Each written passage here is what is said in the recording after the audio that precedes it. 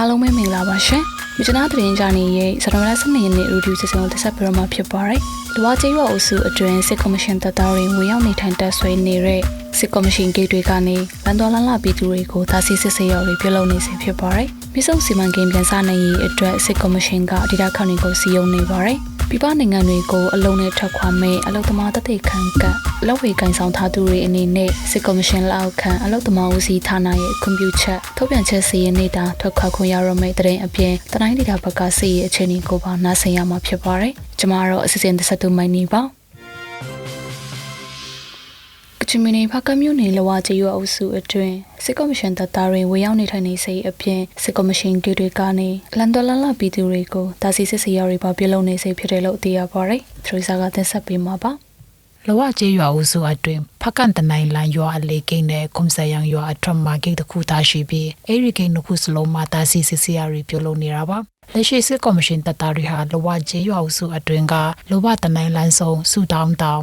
စာတင်ကျောင်းဈေးရုံနဲ့ကွန်ဆယံတင်ကြိုင်လမ်းဆောင်အနီးဝန်းကျင်ကနေအိမ်တွေမှာဝင်ရောက်နေထိုင်နေကြပြီးစစ်သားရင်ခမန်းချေအယောက်200ဝန်းကျင်လောက်ရှိနိုင်တယ်လို့ဗီဒီယိုလမ်းနေပြည်သူတို့ရဲ့ပြပြချက်အရသိရပါတယ်။စစ်ကော်မရှင်တပ်သားတွေဟာမတင်ကာတူလို့ယူဆရသူတွေကိုတော့ပုံမှန်ချက်ပိုစစ်ဆေးလေးရှိပြီးကိုင်ဆောင်တဲ့ဖုန်းတွေကိုပါစစ်ဆေးတာလှုပ်ဆောင်လေးရှိတယ်လို့သိရှိရပါတယ်။ရွာတွင်းအခြေအနေနဲ့ပတ်သက်ပြီးလက်တလုံးနှစ်ဖက်တပ်ကနေအပြင်းအထန်စစ်ကြောင်းထိုးရမျိုးမရှိတာကြောင့်ဒေသခံချို့ကတော့အချမ်းတွေစီတွားရောက်ကြည့်ရှုတာမျိုးတော့ရှိတယ်လို့ဆိုပါတယ်။လောကကျေးရွာဒေသခံတွေကတော့ခမမရသေးတဲ့စီရဲ့အခြေအနေတွေကြောင့်ရှစ်လကြိုကြတဲ့အချိန်အထိနေရပြန်နိုင်ခြင်းမရှိသေးဘူးလို့သိရပါတယ်။ရွာတွင်းကနေရင်ချို့ကတော့မီးလောင်တွားပြီးဖြစ်ပြီးတချို့နေအိမ်တွေဆိုရင်ဆွေးမြေ့လာတာရှိတယ်လို့သိရှိရပါတယ်။ခုကောင်လီတို့လန်ဒရှောက်စစ်ကော်မရှင်ပူးပေါင်းတပ်တွေဟာပြီးခဲ့တဲ့နှစ်2025ခုနှစ်ဖေဖော်ဝါရီလပိုင်းလောက်ကနေစီရီလိုရှာမှုခက်စစ်စစ်လှုပ်လာပြီးနောက်မတ်လ22ရက်နေ့မှာတော့လောဝကျေးရွာစာတင်ကျောင်းမှာဝင်ရောက်တပ်ဆွဲနေထိုင်ပြီး KNPDF ပူးပေါင်းတပ်တို့နဲ့မတ်လကုန်မှာတိုက်ပွဲဖြစ်ပွားခဲ့တာပါအဲဒီနောက်ပိုင်းစစ်ကော်မရှင်ပူးပေါင်းတပ်တွေရွာအတွင်းကနေပြန်လည်ဆုတ်ခွာသွားကြတဲ့ဖြစ်စဉ်တွေရှိခဲ့ပါတယ်စစ်ကော်မရှင်ပူးပေါင်းတပ်တွေလောဝကျေးရွာကနေထွက်ခွာပြီးနောက်ပိုင်းဧပြီလ9ရက်နေ့ညနေပိုင်းမှာတော့လောဝခုံစရန်တရှောက်စစ်ကော်မရှင်ပူးပေါင်းတပ်တွေစတဖန်ပြန်လည်သွားလာလှုပ်ရှားမှုပြုလုပ်လာကြပါတယ်2025ခုနှစ်ဧပြီလ15ရက်နေ့မှာတော့လောဝကျေးရွာအတွင်းစစ်ကော်မရှင်ပူးပေါင်းတပ်သားတွေစစ်ကြောင်းထပ်မံတိုးလာတဲ့အတွက်KNYကနေခုခံရင်တိုက်ပွဲဖြစ်ပွားခဲ့တဲ့အပြင်စစ်ကော်မရှင်ဘက်ကလည်းလေကြောင်းပစ်ကူရာတွေရှိခဲ့ပြီးနောက်လောဝကျေးရွာအတွင်းစစ်ကော်မရှင်ပူးပေါင်းတပ်တွေပြန်လည်တပ်ဆွဲပြီးဂိတ်တွေပြုလုပ်နေထိုင်နေတဲ့အခြေအနေဖြစ်ပါတယ်လောဝဒေသခံပြည်သူတွေကတော့နမတီမျိုးအတွင်းကတပ်ဆိုင်ရာနေရာအသီးသီးမှာတင်ရှောင်နေထိုင်နေကြပါတယ်ပြည်သူလူထုအနေနဲ့မိမိဒေတာမှာဖြစ်ပေါ်နေတဲ့သတင်းအကြောင်းအရာတွေကိုပေးပို့ချင်နေဆိုရင်တော့မြစ်နာသတင်းချန်နယ်ရဲ့ Messenger ကနေဖြစ်စေဖုန်းနံပါတ်39956333ကိုဖြစ်စေဆက်သွယ်ပေးပို့နိုင်ပါတယ်။စစ်ကော်မရှင်ကကချင်ပြည်နယ်မြစ်နာမြို့ကဒေတာခန့်တွေနဲ့တွေ့ဆုံပြီးမြစ်ဆုံရေအားလျက်စစ်စီမံကိန်းအကောင့်တွေဖို့ဖို့အတွက်စီယုံမှုတွေထပ်လောက်လာပါတယ်။နာမည်ပြနေရာတင်ဆက်ပေးမှာပါ။ဇန်နဝါရီလ17ရက်နေ့ကစစ်ကော်မရှင်ရဲ့တမတာယုံပြည်ထောင်စုဝန်ကြီးဦးတင်အောင်ဆန်းနဲ့လက်စစ်ဝန်ကြီးဦးညံထွန်းတို့ကဒေသခံတွေနဲ့တွေ့ဆုံပြီးမြစ်ဆုံအကြောင်းပြောခဲ့တယ်လို့စစ်အုပ်စုတည်င်းစာတွေမှာဖော်ပြထားပါတယ်။အဲ့ဒီလိုတွေ့ဆုံချိန်ရေအားလက်စစ်ဟာကုန်ကြစိတ်အသက်တာဆုံးဖြစ်တဲ့အကြောင်းမြစ်ဆုံစီမံကိန်းကိုငလင်တန်ခနိုင်အောင်တိဆောက်မဲ့အကြောင်းတွေနဲ့စီမံကိန်းအောင်မြင်ရင်ကချင်ပြည်နယ်နဲ့နိုင်ငံကိုအကျိုးပြုမဲ့အကြောင်းတွေပြောခဲ့တာပါ။ပြီးခဲ့တဲ့2025ခုနှစ်ဒီဇင်ဘာလလေတုန်းကဒုစစ်ကောင်ဆောင်ဒုတိယဗိုလ်ချုပ်မှုကြီးစိုးဝင်းဟာကချင်ပြည်နယ်မြစ်ကြီးနားမြို့ကပြည်သူတွေနဲ့တွေ့ဆုံပြီးမြစ်ဆုံစီမံကိန်းကိုငလင်တန်ခနိုင်အောင်တိဆောက်မဲ့အကြောင်းပြောခဲ့ပါသေးတယ်။မြစ်ဆုံစီမံကိန်းပြန်လည်စတင်နိုင်ဖို့အတွက်လည်းစစ်ကော်မရှင်ဟာအေယာဝတီမြစ်ဆုံမြင့်ရာမြစ်ဝမ်းရေအားလက်စစ်စီမံကိန်းဥဆောင်အဖွဲ့ကိုလည်းပြန်လည်ဖွဲ့စည်းထားပါတယ်။ပညာရှင်တွေကတော့စီမံကိန်းဧရိယာဟာစကိုင်းငလင်ပြည့်ရွေ့ကျော်နဲ့ကီလိုမီတာ100မိုင်60လောက်တာဝဲတာကြောင့်ငလင်လောက်ခတ်ခဲ့ရင်ရေကာတာကျိုးနိုင်တဲ့အန်တီရှိတာကြောင့်မြစ်ကြီးနားမြို့ဟာရေအောက်မြုပ်သွားမယ်လို့လည်းပြောဆိုမှုတွေရှိနေပါတယ်။ဒါအပြင်မြစ်ဆုံဆည်တိဆောက်မှုကြောင့်အရာဝတီမြစ်ကြောင်းတစ်လျှောက်ဇီဝမျိုးစိတ်တွေရဲ့အသက်ရှင်မှုအပါအဝင်ပြောင်းလဲမှုမျိုးစုံဖြစ်လာနိုင်တာကြောင့်အရာဝတီမြစ်ကိုမိခိုနေတဲ့မြန်မာနိုင်ငံရဲ့လူမှုဘဝတွေဟာလည်းပြောင်းလဲမှုတွေဖြစ်လာနိုင်တယ်လို့ခန့်မှန်းထားပါတယ်။အမျိုးသားညီညွတ်ရေးအစိုးရNUGကတော့AODမြစ်ကြီးထာဝရစီစီနိုင်ရေးဒေါ်လာရေးမဟာမိတ်တွေနဲ့ပူးပေါင်းပြီးအဆောင်ကုန်ဆောင်ရွက်သွားမှာဖြစ်တယ်လို့မြစ်ဆုံနဲ့ပတ်သက်ပြီးပြောထားပါတယ် ဒါအပြင်မြစ်ဆုံစီမံကိန်းကြောင့်ဖြစ်ပေါ်လာမဲ့တဘာဝပတ်ဝန်းကျင်ဆိုးကျိုးတွေဟာအစားထိုးမရနိုင်အောင်ကြီးမားပြီးခြေချောက်နှုံးမြေစီးဆင်းမှုရပ်တန့်သွားခဲ့ရင်အရာဝတီတိုင်းကလေယာမြေတွေရဲ့မြေစီလွာပျက်စီးသွားမှာဖြစ်တယ်လို့မြစ်ရစီယာမမှန်တော့တဲ့အတွက်ပင်လေချောင်းငံရေတွေဟာကုန်းတွင်းပိုင်းကိုခြံတက်လာပြီးမြစ်ဝကျွန်းပေါ်ဒေသတစ်ခုလုံးစိုက်ပျိုးလို့မရအောင်ပျက်စီးသွားနိုင်တယ်လို့လည်း NUG ကဆိုထားပါတယ်ပြီးခဲ့တဲ့ကချင်ပြည်နယ်ကလည်းမြစ်ဆုံစီမံကိန်းရဲ့စိန်ကြီးမြစ်ချင်းသားဒေသခံတချို့ကတောင်းဆိုခဲ့ကြပါတယ်မြစ်ဆုံစီမံကိန်းကိုဦးသိန်းစိန်အစိုးရလက်ထက်ကစပြီးဆေးဆုနှစ်တစုကျော်ကြာယာယီဆိုင်ခဲ့တာဖြစ်ပေမဲ့အခုချိန်မှာတော့ပြန်လည်အကောင့်ထဲပေါ်နိုင်ဖို့အတွက်စစ်ကော်မရှင်ကစူးစမ်းနေတာဖြစ်ပါတယ်စစ်ကော်မရှင်တန်းနဲ့ပြည်သူ့စစ်ပူးပေါင်းတပ်တို့တနိုင်းမြို့နယ်ဝေလောမော်ဘက်စီလှုပ်ရှားမှုပြုလုပ်ခဲ့ပြီးကန်အေဘကမိုင်းဆွဲတက်ခဲ့ခဲ့လို့သိရပါတယ်။ဆောက်ဆိုင်ကတက်ဆက်ပေးမှာပါ။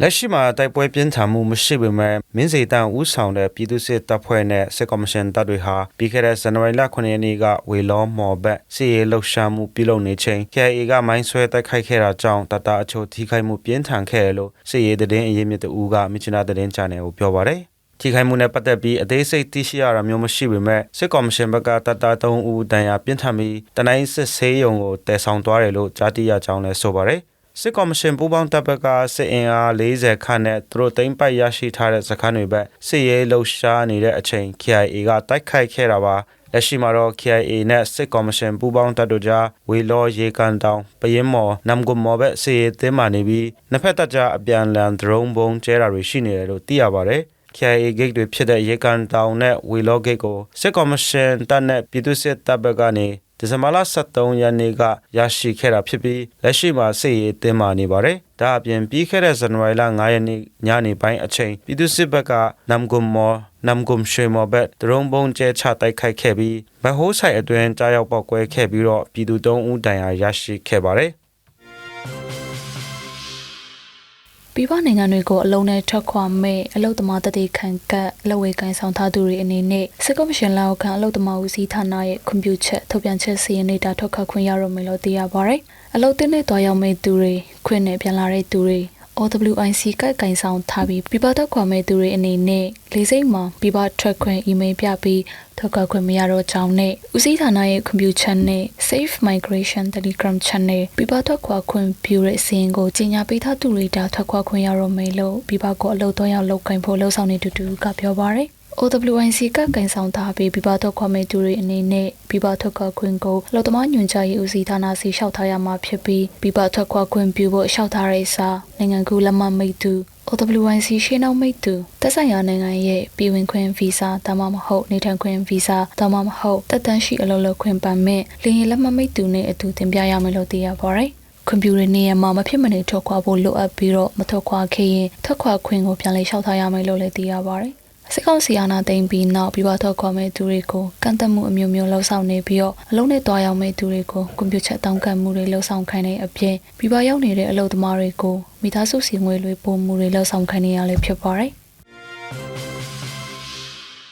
အနေရကြီးစွာတည်ရှိနေတတ်တဲ့မြေမြုပ်မိုင်းတွေရဲ့တိမဖွယ်ရာတွင်ပြင်လက္ခဏာတွေအကြောင်းအသိပညာပေးပြောပြသွားပါမယ်။မြေမြုပ်မိုင်းတွေဟာအမျိုးအစားပုံသဏ္ဍာန်အရွယ်အစားနဲ့အယောင်မျိုးစုံနဲ့ရှိနေတတ်ပါတယ်။မြေမြုပ်မိုင်းတွေကိုတစ်တာဒါမှမဟုတ်ပလတ်စတစ်ဒါမှမဟုတ်သတ္တုတွေနဲ့ပြုလုပ်ထားနိုင်ပါတယ်။တချို့ပောက်ကွဲစေတတ်တဲ့ပစ္စည်းတွေဟာလက်လုပ်တွေဖြစ်ပြီးနှိမ့်စင်သုံးအရာဝတ္ထုတွေနဲ့တူပါတယ်။တတိပြုဖို့ကတော့အဲ့ဒီပစ္စည်းတွေကပုံမှန်နေရာဒါမှမဟုတ်ဝါယာကြိုးနဲ့ရှိနေတတ်ပါတယ်။မြေမြုပ်မိုင်းအများစုဟာမြင်တွေ့ဖို့ခက်ခဲပါတယ်။မြေမြုပ်မိုင်းအပါအဝင်အသုံးပြုပြီးမပောက်ကွဲသေးတဲ့လက်နက်ပစ္စည်းတွေလက်လုံမိုင်းတွေဟာမြေကြီးပေါ်မှာတမကမြေအောက်မှာလည်းရှိနေတတ်ပါတယ်။မြေမျက်နှာပြင်ပေါ်တွေမှာပတ်ဝန်းကျင်အနေထားနဲ့တသားတည်းဖြစ်အောင်ပုံဖြတ်ချထားတတ်ပါတယ်။ရေပူရအဖြစ်ကွယ်ဝတ်တည်ရှိနေတတ်ပြီးမြင်တွေ့ဖို့ခဲရင်ပါတယ်။မြေမြုပ်မိုင်းတွေဟာမိုးလေရေစတဲ့ရာသီဥတုအခြေအနေတွေနဲ့ရေကြီးမြေပြိုဖြစ်ပြီးတဲ့နောက်ပုံသဏ္ဍာန်ပြောင်းလဲနေတယ်လို့မူလနေရာကနေတခြားနေရာရွေ့တာဖြစ်ပေါ်တတ်ပါတယ်။မြေမြုပ်မိုင်းတွေကိုထူထပ်တဲ့မြက်ပင်တွေနဲ့တစ်ပင်တွေကြား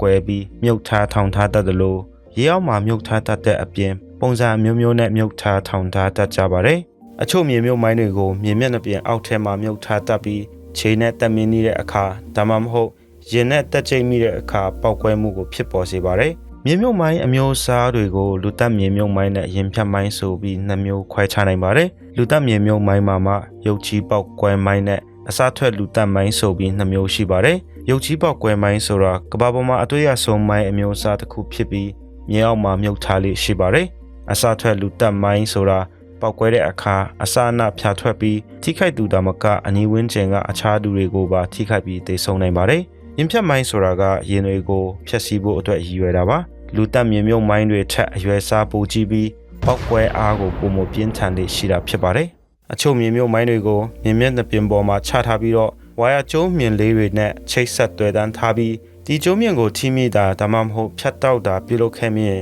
ပေါက်ကွဲမှုကိုဖြစ်ပေါ်စေမှာပါပေါက်ကွဲစေတတ်တဲ့ပစ္စည်းတွေကိုပဋိပက္ခအတွင်းပစ်ခတ်ခြင်းပြစ်လွတ်ခြင်းတို့ပြုလုပ်နိုင်ပြီးတစုံတစ်ခုနဲ့ထိခိုက်မိတဲ့အခါမျိုးတွေမှာလည်းပေါက်ကွဲမှုကိုဖြစ်ပေါ်စေပါတယ်မြေမြုပ်မိုင်းနဲ့အခြားပေါက်ကွဲစေတတ်တဲ့ပစ္စည်းတွေဟာအသုံးပြုဖို့အတွက်ဒါမှမဟုတ်အသုံးပြုပြီးတဲ့လက်နက်တွေဖြစ်ပါတယ်ဥပမာတနတ်နဲ့ပစ်ခတ်တာအမြောက်နဲ့ပစ်တာတိုက်လေရင်ပေါ်တွေကနေပစ်ချတာလက်နက်ကင်တောက်ဖွဲ့တွေကဖွဲ့ထားတာတွေဖြစ်ပါတယ်မြေမြုပ်မိုင်းနဲ့အခြားပေါက်ကွဲစေတတ်တဲ့ပစ္စည်းတွေကိုတိုက်ပွဲတွေမှာအများဆုံးအသုံးပြုလေ့ရှိကြပေမဲ့လက်နက်ကင်အဖွဲ့တွေတာမကအယက်သားပြည်သူတွေကိုပါထိခိုက်စေတာဖြစ်ပါတယ်မြေမြုပ်မိုင်းတွေကိုတိုက်ပွဲဖြစ်ပွားလေ့ရှိတဲ့နေရာတွေလက်နက်ကင်တပ်ဖွဲ့တွေရှိတဲ့နေရာတွေလက်နက်ကင်တပ်ဖွဲ့တွေရှိခဲ့တဲ့နေရာအသုံးပြုသွားတဲ့လမ်းတွေနဲ့အနီးဝန်းကျင်နေရာတွေမှာတွေ့ရှိလေ့ရှိပါတယ်တချို့သောမြေမြုပ်မိုင်းတွေဟာခုန်ပြန်နိုင်ခဲ့ရင်ပောက်ကွဲနိုင်စွာမြင့်မာပြီးအဝေးကိုကျယ်ပြန့်စွာထိခိုက်မှုဖြစ်ပေါ်စေပါတယ်မြေပြင်နဲ့ထိချိန်မပေါက်ကွဲသေးပဲဆက်ရှိနေလဲအနည်းအကြီးစွာကြန့်ရှိနေနိုင်ပါတယ်မြေမြုပ်မိုင်းနဲ့အခြားပေါက်ကွဲစေတတ်တဲ့ပစ္စည်းတွေကြောင့်လူနဲ့တိရစ္ဆာန်တွေကိုအသက်သေစေနိုင်ပါတယ်မြေမြုပ်မိုင်းတွေနဲ့ပေါက်ကွဲစေတတ်တဲ့ပစ္စည်းတွေဟာလက်နက်ကင်ပဋိပက္ခများရပ်ဆဲသွားပြီးနောက်တွင်မှလည်းအသက်အန္တရာယ်တွေကိုချိန်ချောက်နိုင်တဲ့ပစ္စည်းအဖြစ်ကြန့်ရှိနေနိုင်တဲ့အပြင်တတန်းကုန်ဆုံးတာလည်းမရှိပါဘူးမြစ်နာသတင်းချန်နယ်ရေဒီယိုအစီအစဉ်ကိုအပတ်စဉ်သတင်းလာနေရနေတောက်ကြနေအထိည7:00နာရီအချိန်တိုင်းမှာတင်ဆက်ပေးတော့မှာဖြစ်တဲ့အတွက်စောင့်မျှော်နာဆင်နိုင်ပါပြီ။ကချင်ပြည်နယ်အတွင်းကနောက်ဆုံးရသတင်းတွေနဲ့အတူအခြားစိတ်ဝင်စားစရာကောင်းတဲ့သတင်းတွေကိုလည်းမြစ်နာသတင်းချန်နယ် app Facebook စာမျက်နှာ YouTube နဲ့ website တို့ကနေသင်လေစောင့်မျှော်ကြည့်ရှုနားဆင်နိုင်ပါပြီ။